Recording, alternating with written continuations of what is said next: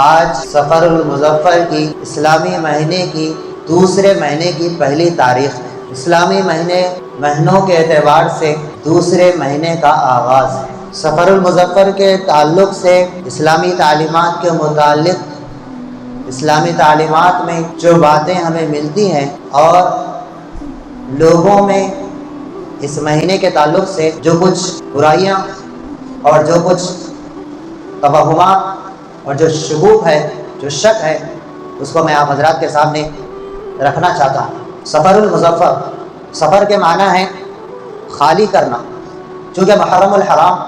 قابل احترام مہینہ، جس میں 4 مہینوں میں سے ایک مہینہ، جن مہینوں میں اللہ تعالیٰ کی طرف سے آپس میں جنگ و جدال کرنا منع کیا گیا تھا اور ان کا ادب اور ان کا احترام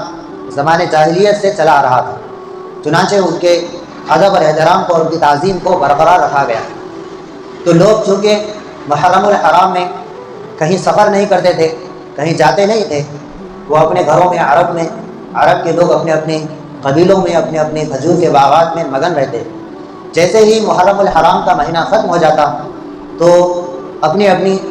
دشمنیوں کو نکالنے کے لیے بعض جنگ کرنے والے جنگ کے لیے روانہ ہو جاتے، اور جو معتدل مزاج ہوتے وہ سفر کے لیے ملک شام، جو آج سیریا کے نام سے مشہور ہے، وہ ملک اور دیگر اطراف ممالک جو عرب کے اطراف کے جو ملک ہیں وہاں لوگ سفر کر کے چلے جاتے تاکہ ہم تجارت کر سکیں۔ الغرض جس کے نتیجے میں پورا عرب مردوں سے، جوانوں سے اور طاقتور لوگوں سے خالی ہو جاتا اس مہینے کی ابتدا میں اور اس مہینے میں۔ تو اس مناسبت سے اس مہینے کا نام سفر رکھا گیا کہ یہ گھروں کو خالی کرنے کا مہینہ وہ لوگ سمجھتے تھے۔ لوگوں کے عرب کو چھوڑ کر دیگر ممالک، دیگر گھروں سے نکل کر دوسرے غرض سے تجارت کی یا جنگ و جدال کے غرض سے باہر جانے کی بنا پر اس وجہ سے اس کا نام سفر رکھا گیا، کیونکہ سفر کے معنی ہے خالی کرنا۔ دوسری وجہ بتائی گئی کہ سفر کے معنی ہے پیلا رنگ، زرد رنگ، جو کہ اس موسم، اس مہینے میں، اس زمانے میں جس وقت اس مہینے کا نام رکھا گیا، پتجھڑ کا اور خزاں کا موسم آتا تھا، تو پتے جب جھڑتے ہیں تو وہ سوکھنے لگتے ہیں، تو سب سے پہلے اس میں پیلاہٹ اور پیلے رنگ، اس میں رنگ چڑھ جاتا ہے، ہریالی سے، ہرے رنگ سے وہ سوکھنے کی طرف جاتا ہے، تو پیلا پن اور پیلا رنگ اس میں آ جاتا ہے، اس وجہ سے اس کا نام سفر رکھا گیا۔ آپ علیہ السلام اس مہینے کے تعلق سے ایک ارشاد فرماتے ہیں کہ روایت آپ علیہ السلام کے ثابت ہے آپ علیہ السلام سے کہ آپ علیہ السلام فرماتے ہیں لا عدوى ولا سفر ولا حامۃ۔ عدوہ کے معنی ہے کہ ایک ہی بیماری دوسرے کو نہیں لگتی، عدوہ کے معنی ہے لگنا، اور آپ علیہ السلام شروع میں لا فرماتے ہیں، لا کے معنی نہیں، لا عدوہ۔ اسلامی تعلیمات میں ایک ہی بیماری دوسرے کو لگنا، اس کا تصور نہیں کیا، اس کا دلوں میں یقین اور عقیدہ نہیں ہونا چاہیے، یہ بے بنیاد بات ہے۔ البتہ احتیاطاً اللہ کے نبی صلی اللہ علیہ وسلم بیمار سے دور رہنے کی ترغیب دیتے ہیں، تاکہ کوئی آدمی بیمار کے ساتھ رہے، اور اللہ کی طرف سے ساتھ رہنے والے کی بھی تقدیر میں، مقدر میں بیماری اگر ہو تو پھر وہ بھی بیمار ہو جائے، پھر بیمار ہونے کے بعد اس بیماری کی وجہ وہ اپنے ساتھی کو نہ بنائے کہ میں فلاں کے ساتھ رہنے کی وجہ سے بیمار ہوا ہوں، اور اس جملے کے نتیجے میں اس کا عقیدہ خراب نہ ہو۔ تو عقیدے کے خرابی سے بچنے کے لیے آپ علیہ السلام اس بات کی ترغیب دیے کہ بیمار سے دور رہو۔ اس وجہ سے آپ علیہ السلام یہ منع نہیں فرمائے کہ تم بیمار کے ساتھ رہو گے تو بیمار ہو جاؤ گے، اس وجہ سے نہیں فرمایا، ورنہ لا عدوہ کا کوئی مطلب نہیں رہتا۔ آپ علیہ السلام فرماتے ہیں کہ ایک کی بیماری دوسروں کو نہیں لگتی۔ دوسری بات آپ فرماتے ہیں ولا سفر، سفر منحوس چیز نہیں ہے۔ زمانے جاہلیت میں آپ علیہ السلام نبی بنائے جانے سے پہلے عرب میں یہ خیالات لوگوں کے تھے کہ سفر کے مہینے میں آسمان سے خاص بلائیں نازل ہوتی ہیں، آفات کا نزول ہوتا ہے، خصوصیت کے ساتھ اس مہینے کے شروع کے 13 دن، جسے آج بھی لوگ 13 تیزی کے نام سے جانتے ہیں، تو ان 13 دنوں کو بہت منحوس سمجھا جاتا تھا۔ تو اس برائی اور اس خیال کا خاتمہ کرنے کے لیے آپ علیہ السلام فرماتے ہیں ولا سفر، سفر کوئی منحوس چیز نہیں ہے۔ تیسری جس سے نحوست کی لوگ نحوست جس چیز کو سمجھتے ہیں، وہ آج بھی بعض لوگوں کے جہالت کی بنا پر تصور ہے کہ الو جسے ہم کہتے ہیں وہ عربی میں حامہ کہتے ہیں، تو جس گھر پر بیٹھ جائے تو لوگ سمجھتے ہیں کہ وہاں بلائیں آنی شروع ہوتی ہے۔ تو آپ علیہ السلام اس سے بھی منع فرماتے ہیں ولا حامۃ، اس پرندے میں کوئی نحوست نہیں ہے، یہ اللہ کا بنایا ہوا ایک پرندہ ہے، یہ رات میں اپنے کھانے پینے کی طرف جاتا ہے، یہ دن میں آرام کرتا ہے، دیگر مخلوقات کی بنسبت اس کی روٹین الگ ہے۔ تو اس سے یہ سمجھنا کہ اس سے نحوست آتی ہے، یہ جاہلانہ عرب کے جاہلانہ رسم و رواج میں سے اور ان کے خیالات میں سے ایک یہ حصہ ہے۔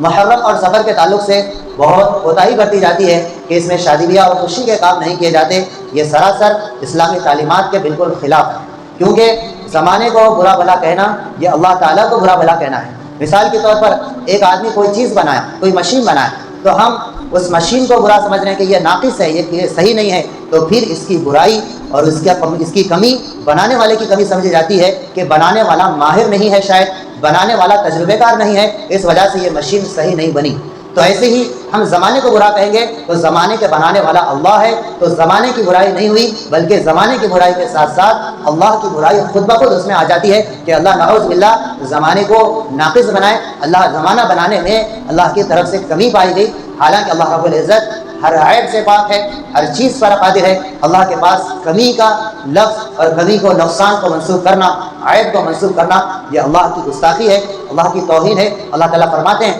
حدیث قدسی میں آتا ہے کہ یسبنی ابن آدم مجھے برا بھلا کہتا ہے۔ تو پوچھا، پھر اللہ تعالیٰ خود فرماتے ہیں کہ کیوں برا بھلا کہتا ہے، کیا بات سے اللہ کو بری لگی بندے کی؟ تو اللہ فرماتے ہیں یسب الدہر، زمانے کو برا کہہ کر وہ مجھے برا بھلا کہتا ہے، مجھے تکلیف دیتا ہے۔ یوزینی ابن آدم فرماتے ہیں کہ مجھے اللہ ابن آدم تکلیف دیتا ہے، یسب الدہر، زمانے کو برا بھلا کہہ کر۔ پھر فرماتے ہیں وَأَنَا الدَّهْرُ، زمانے کا خالق میں ہی ہوں، بِيَدِ الْأَمْرُ، تمام معاملات میرے ہی ہاتھ میں ہیں، اُقَلِّبُ اللَّيْلَ وَالنَّهَارَ، رات اور دن کی تبدیلی میں ہی کرتا ہوں۔ تو زمانے کو برا سمجھنا اور کسی دن، کسی مہینہ یا کوئی تاریخ کو منحوس سمجھ کر اس میں خوشی کا کام نہ کرنا، یہ اسلامی تعلیمات کے بالکل خلاف اور اللہ تعالیٰ کو تکلیف دینے والی بات ہے اور اللہ کے غضب کو دعوت دینے والی بات ہے۔ تو جہالت سے نکلنے کی ضرورت ہے۔ تو اس کے لیے ہمیں کرنا کیا ہے؟ کرنا یہ ہے کہ ہم اپنی خوشی کے کاموں کو خصوصیت کے ساتھ ان 2 مہینوں کا انتخاب کریں کہ اس میں ہمارے شادی بیاہ کی دعوتیں ہوں، عقیقے کی دعوتیں ہوں، ختنہ خوشی کی دعوتیں ہوں۔ تو جتنے ہمارے خوشی کے تقریبات ہیں، سب تقریبات کو اس میں منعقد کرنا، تاریخ فکس کرنا، تاریخ مقرر کرنا۔ اس طرح کرنے سے یہ جو لوگوں میں توہمات ہیں اس کا خاتمہ ہو سکتا ہے۔ جب علم آتا ہے، علم روشنی ہے، تو اندھیرا خود بخود چھٹ جاتا ہے۔ اندھیرے کو بھگانے کے لیے کوئی الگ سے چیز لانے کی ضرورت نہیں پڑتی، اس کو روشنی کی ضرورت ہوتی ہے۔ تو جو آدمی صحیح علم حاصل کرتا ہے، صحیح سمجھ حاصل کرتا ہے تو پھر جاہلانہ رسمیں خود بخود اس کی زندگی سے نکلتی چلی جاتی ہے۔ تو ضرورت اس بات کی ہے کہ صحیح علم حاصل کیا جائے، ہر مسئلے کو معلوم کیا جائے۔ مسئلے کو پوچھنا، کسی بھی نیک کام کرنے سے پہلے اس کے تعلق سے معلوم کرنا، یہ اللہ تعالیٰ کی طرف سے حکم ہے۔ اللہ تعالیٰ فرماتے ہیں فَاسْأَلُوا أَهْلَ الذِّكْرِ إِن كُنتُمْ لَا تَعْلَمُونَ، اگر تم نہ جانتے ہو تو پھر جاننے والوں سے پوچھو۔ یہ نہیں کہ ہم لوگوں کی دیکھا دیکھی اور اپنے ان پڑھ ماں باپ کی اندھی تکلیف میں ہم اپنے نیک اعمال کو، اپنے پیسوں کو، اپنی طاقت کو اور اپنی کوشش کو ہم ضائع نہ کریں۔ پوچھنا، علم دین کا حاصل کرنا، جائز کیا ہے، ناجائز کیا ہے، حرام کیا ہے، حلال کیا ہے، مستحب کیا ہے، مکروہ کیا ہے، یہ ساری ضروریات دین کا علم حاصل کرنا ہر مسلمان مرد اور عورت پر فرض قرار دیا گیا ہے۔ کیوں؟ اگر یہ فرض قرار نہ دیا جاتا تو پھر کل قیامت کے دن جو اس طرح کے جاہلانہ رسم و رواج میں زندگی گزار کر اللہ کے دربار میں حاضر ہوں گے تو اللہ تعالیٰ ان سے پوچھیں گے کہ یہ کیوں کیا؟ تو وہ کہیں گے ہمیں اس بات کا علم نہیں تھا، ہمیں اس بات کی خبر نہیں تھی۔ تو لوگ اس چیز کا عذر نہ کر سکیں، اس وجہ سے علم دین کے حاصل کرنے کو ضروری قرار دیا گیا۔ جو علم دین حاصل کرتا ہے، جو علم حاصل کرتا ہے، اس کی سمجھ میں اضافہ ہوتا ہے۔ جس کی سمجھ میں اضافہ ہوتا ہے وہ